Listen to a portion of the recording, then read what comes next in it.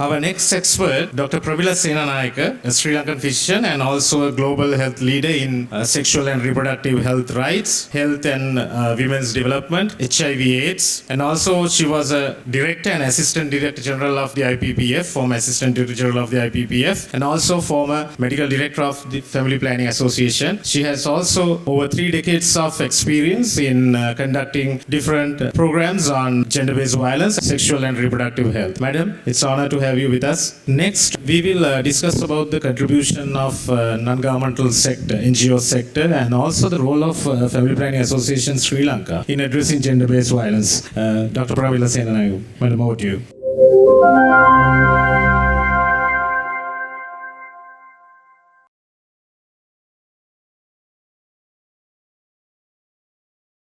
Thank you very much, Lahiru. In spite of all that's been done on gender-based violence, it is reaching pandemic proportions in our country and around the world. Just a quick anecdote. My sister, who lives in New York, had a helper from Sri Lanka, a lovely Sri Lankan girl, stayed with her for 7 years, came back to Sri Lanka and married her long-time boyfriend. After they got married, I met her about 3 years later. And I said, Vinita, how is marriage? She said, Madam, it's fantastic. I don't get beaten by Lalit. Now, basically, the expectation of any village girl who gets married in most parts of our country, I think, gets a ring, has a wedding ceremony, and expects to be beaten up by her spouse. So when she said, I'm not beaten by my husband, I was really shocked. So that's where we start off. Okay, the Family Planning Association, as you all have heard, is a major organization in this country, a non-governmental organization, and we have been in the forefront of work in all aspects of sexual and reproductive health, and of course, specifically, we have a lot of work that we have carried out in the area of gender-based violence. We believe it's a basic human right that everybody has gender equity. Our objectives in this program are mainly prevention. I think we believe as community physicians that prevention is the norm, but if we can't, then survivor-centered support has been our aim. We have advocacy and mitigation, education and awareness creation. We have developed IEC materials. We have addressed the needs of the survivors. We maintain strict confidentiality. We have survivor-centered approaches, capacity building, and research. And we develop preventive mechanisms to safeguard survivors and the clients. Our outreach program has done an enormous amount of work in this area. We have service delivery points scattered around the country. And again, our programs are very much survivor-centered. Confidentiality is vital. People who come to us must know that what they tell us is strictly private and nobody would get to know, including the perpetrators, of course. Safety, non-discrimination, and respect is our areas that we are very concerned about. We provide counseling and psychosexual support, tele-counseling and hotline support, training and awareness of the programs for both survivors, for the clients, and also for the providers. We export in the export processing areas, we have programs, and we also have programs in TS states. Peer education programs, training of health workers, capacity building are all part of our work. We work with male participation also because I think it's very important not only to talk to the perpetrators but to talk to men as well. And we also have developed street-level dramas, especially in the export processing zones, to get our message across in the best possible way. Our advocacy interventions are many. We partner with, for example, organizations like Women in Need. We can't do it alone. We are an NGO, a very prominent one, but we have to work in partnership. We as NGOs try to work with other NGOs, but also we work with government sector, the education and health sector, etc. We have developed SOPs on STB and screening, training of staff, IC materials, and we also have been part of a 2-day conference that has been organized by Women in Need. We also work with Equit Sri Lankan Trust. We have worked with them in 4 prominent levels meetings and a central meeting. Participants have included members of the Ministries of Health and Education, the police, the military personnel, psychiatrists, and members of the LGBTIQ community. We have also worked very closely closely with Yawana Piasa and Mithuri Piasa. Mithuri Piasa, I think you heard doctor outlining very carefully, so I won't go into that, but they're a hospital-based program in the Jayawardenepura Hospital, and they provide a lot of the things that governments sometimes are unable to provide. Yawana Piasa is the youth arm, and that's part of the Family Health Bureau. And the main thing is to train young people in getting to know their bodies, in partnerships, and about relationships. Our outreach programs are many. We strengthen referral pathways and support networks for survivors. There's a booklet called For First Responders that highlight referral pathways. We map out service providers in an emergency.